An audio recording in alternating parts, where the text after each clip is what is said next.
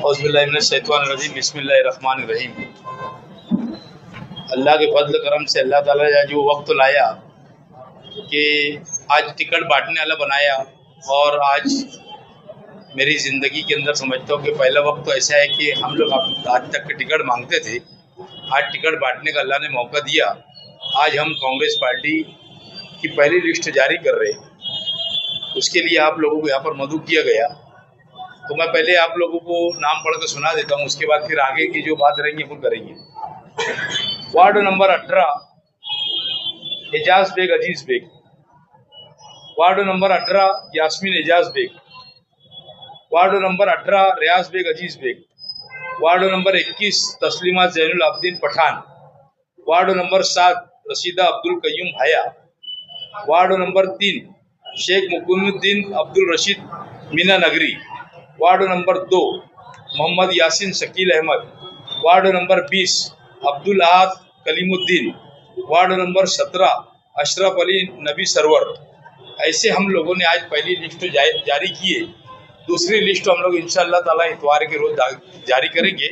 जितनी भी हम लोगों के पास अरीजे आए हैं तो उसके लिए हम लोग जो आज पहली लिस्ट जारी करें, इतवार को दूसरी लिस्ट जारी करके खत्म जो भी है इतवार के दिन फाइनल करेंगे। क्योंकि आप लोग देख रहे होंगे कि कागज पत्थर के अंदर जो है सबसे ज्यादा टूटी इस वक्त तो है, और हर आदमी परेशान है कि 15 8 10 12 दिन से जो है लोग पेपर जमा ही नहीं कर पा रहे। और नए लोगों के लिए तो बस की बात ही नहीं है कि पुलिस वेरिफिकेशन के लिए कैसे जाना, संडास का दाखला अपलोड करना, उनका दाखला लेना, घर पट्टी का लेना, और फॉर्म के अंदर इतनी ढेर सारी शर्तें हैं कि वकील लोग भरते भरते परेशान हो गए। एक वकील तो मेरा 3 दिन से फॉर्म भर रहा था, आज कंप्लीट हुआ और अभी उसके लिए चेक करने के लिए मैंने एक जगह भेजा। तो हम लोगों की जो भी है हम लोग आप फाइनल इसके बाद की जो दूसरी लिस्ट है इतवार के रोज दाखिल करेंगे, और ये उम्मीद लेकर हम आप लोगों को बुलाए थे। अभी फिलहाल 9 नाम है। हिमायत से बातचीत चल रही है, जिस तरह से आपके जिलाई सेक्रेटरी ने बताया, ऐसा लग रहा है कि हिमायत के साथ में आपका दोस्ताना माहौल आज भी बरकरार है और आगे भी बरकरार रहेगा।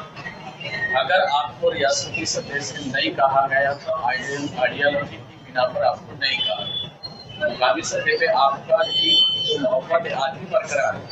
मुकामी सतह के ऊपर मोहब्बत बरकरार रखना नहीं रखने का सवाल नहीं आया। शहरियान की चाहत थी ये कि MIM के साथ में मुफ्ती इस्माइल के साथ में एजाज बेग साहब ने इलेक्शन लड़ना चाहिए था। उस बुनियाद के ऊपर हम उनके साथ में थे। हमारे को पार्टी ने नहीं बोल दी ऊपर से, अब हम हमारा इलेक्शन लड़ेंगे। सभी से मुकाबला करने के लिए हमारी पूरी तैयारी। कितनी सीट पर आप चुनाव लड़ेंगे? कांग्रेस पार्टी एक सेक्युलर पार्टी है, नदी के इस पार से लेकर नदी के पार तक। अभी तक हमारे पास 25 लोगों के अरीजे आए हुए हैं और उसके बाद अभी लोग आ रहे हैं। मैं समझता हूँ कि हो सकता 30 से 35 लोगों तक के हम लोग इलेक्शन हमारे पार्टी के सिंबल को फॉलो करेंगे। शहर भर आउटर के अंदर 2 फॉर्म आए आउटर के, और हो सकता है आजकल के अंदर आए तो हम लोग हिसाब से जिसका फॉर्म आएंगे उसको उम्मीदवारी देंगे। सियासत का दूसरों पे इल्जाम लगता था, आज आपके एक ही घर से 3 उम्मीदवार, पहले 2 रहते थे, एक बढ़ गया है। अच्छा, मैंने आप लोगों को ऐलान के जरिए इसके पहले बोला था कि मेरा आखिरी इलेक्शन है, मैं अब नहीं लड़ूंगा इसके बाद। इसके लिए मेरे छोटे भाई को एक टाइम मेरे सामने मैं लड़ा के उसको आगे करूंगा। अगर उसके बाद उसकी मर्जी कि वो किस तरीके से लोगों के अंदर उसका रवैया रहता, किस तरीके से कामकाज रहेगी, उसके ऊपर पूरा आगे का मुहैया रहेगा। क्योंकि मैं कल भी बोला था, आज बोल रहा, फिर बोल रहा हूँ तो मैं अब इसके बाद इलेक्शन नहीं लड़ूंगा। तो इसके लिए एक छोटे भाई के लिए के नाते उसको मैं एक छोटे भाई को आगे कर दे रहा, और ना मेरी अहलिया लड़ेगी ना मैं लड़ूंगा।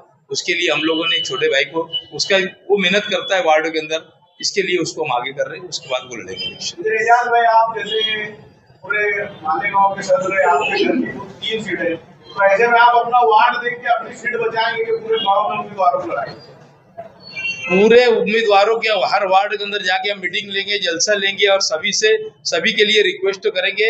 और तामीर तरक्की के इसके ऊपर इलेक्शन होगा, फालतू बात पे इलेक्शन नहीं होगा। क्योंकि अगर शहर के लोग तामीर तरक्की के नाम पर अगर इलेक्शन लड़ेंगे, वोट देंगे, तो मैं समझता हूँ कि मेरे सामने जितने उम्मीदवार रहेंगे की जमानत भी नहीं बचेगी। तामीर तरक्की की बात बोल रहा हूँ। अगर और कोई बेस के ऊपर इलेक्शन होगा तो बात अलग है। अगर तामीर तरक्की के नाम पर इलेक्शन लड़ेंगे तो मेरे सामने उम्मीदवारी भी नहीं करना चाहिए। अगर लीडर चाहता है तामीर तरक्की के ऊपर इलेक्शन हो तो उनको समझना चाहिए कि अरे एक आदमी ने इतना तामीर तरक्की की, आप लोग को मालूम है कि शहर के अंदर सबसे ज्यादा इस बॉडी के अंदर एज दी कारपोरेटर काम करने वाला एजाज बेग था, तो उन्होंने तो उम्मीदवार भी नहीं देना चाहिए मेरे सामने। मैं सभी सीट के ऊपर जाकर लोगों की मेहनत करूंगा और लोगों से यही कहूंगा कि हमारे उम्मीदवार को चुन के दो, काम की ज्यादातर जिम्मेदारी मैं लूंगा। इलेक्शन के बाद में जब मेयर बनाना होगा, आपकी पार्टी के पास में बहुमत है या नहीं है, आप कैसी पार्टी को सपोर्ट करना पसंद करेंगे? सामने पहली बात तो कौन उम्मीदवार होगा आज तो इसे डिसाइड नहीं हो सकता। पहली बात तो हम जो आदमी उम्मीदवार रहेगा उसके ऊपर हम पूरा डिफेंड रखेंगे कि भाई इसको हमने इसको वोट देना चाहिए या सपोर्ट देना चाहिए कि नहीं देना चाहिए।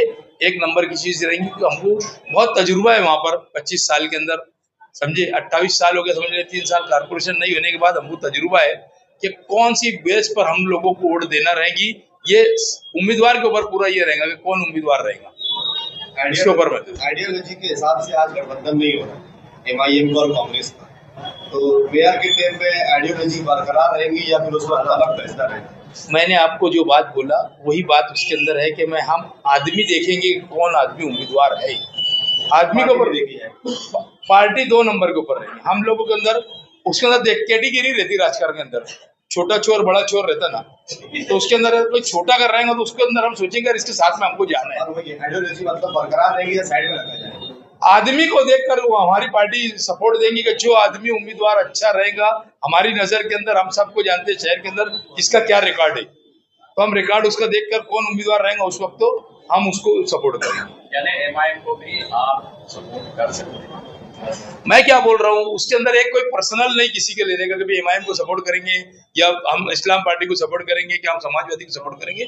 हम उस वक्त तो जो उम्मीदवार रहेगा हमारी नजर के अंदर उम्मीदवार अच्छा रहेगा हम उसको सपोर्ट करेंगे, चाहे वो MIM चाहे वो MIM का मतलब है वो वहां से हमारे जैसे आज हमारा मतलब है, हो सकता है कल पार्टी कुछ भी बोले, समझे क्या, हमारी पार्टी जो आदेश देंगी वो आदेश के हिसाब से होगा।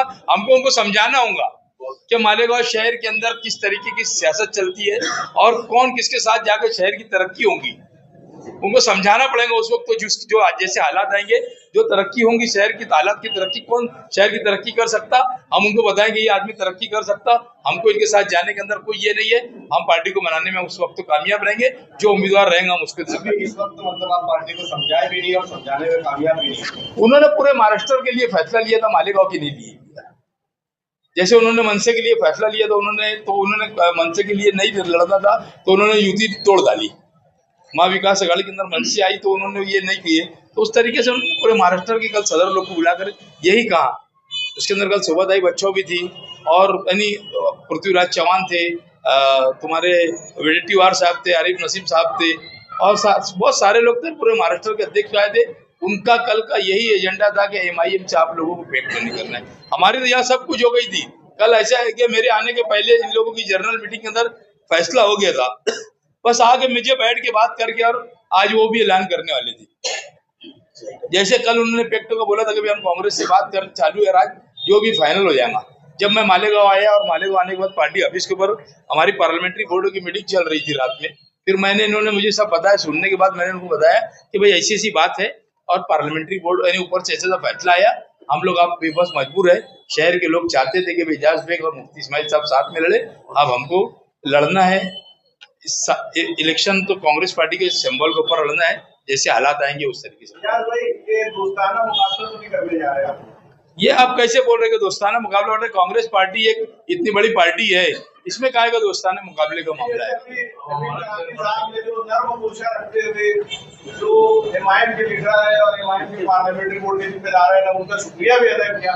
तो शुरू में तो तमीज ऐसी लग रही थी कि MIM से पेट हो गया, ये ऐलान करने जा रहा है। नहीं, लेकिन जो तमीज के बाद ये हुआ कि भाई आप पेट का नहीं हो रहा, इस बात का ऐलान करने जा रहे हैं और शुक्रिया भी अदा कर रहे हैं MIM का। नहीं, उन्होंने हमारे मन मुताबिक हमारी सीटों को उन्होंने कबूल किया था, समझे। इसके लिए उनका शुक्रिया अदा कर रहे कि उन्होंने उनके मन मुताबिक सीट हमको जहां हमको लग रही थी उन्होंने बैठ के फाइनल कर दिया था।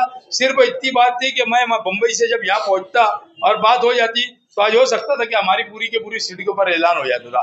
मगर हमारे ऊपर के वरिष्ठ लोगों ने नहीं कहा, तो उसमें दोस्ताना माहौल का क्या सम्मान आया। आज हमने 9 लोगों की लिस्ट जारी कर दी है और इतवार के दिन पूरी लिस्ट जारी करके हम खत्म करेंगे। कल एमएलए मौसम ने ये भी कहा कि हमारी कुछ शर्तें हैं, अगर वो मानते हैं हमारी शर्तें तो मतलब गठबंधन के आसार खुलेंगे। क्या शर्त? उनकी कोई हमारे सामने शर्त और तो नहीं हो सकता था कि हमारे बात होने के बाद कोई शर्त और रखते थे तो बात अलग थी, पर हमारे इनसे कोई शर्त तो नहीं थी। हम लोगों ने वो शर्त के को ये हुआ नहीं। उन्होंने कल कंप्लीट उन्होंने कर लिया था, इन लोगों से बातचीत कर लिए थे और बातचीत करने के बाद जो है इन्होंने सिर्फ मेरा इंतजार था, समझे, मेरा इंतजार होने के बाद कल आज डिक्लेयर हो जाता था। यार इसके लिए शुक्रिया अदा कर रहे हैं कि उन्होंने हमारी शर्तों को माना था।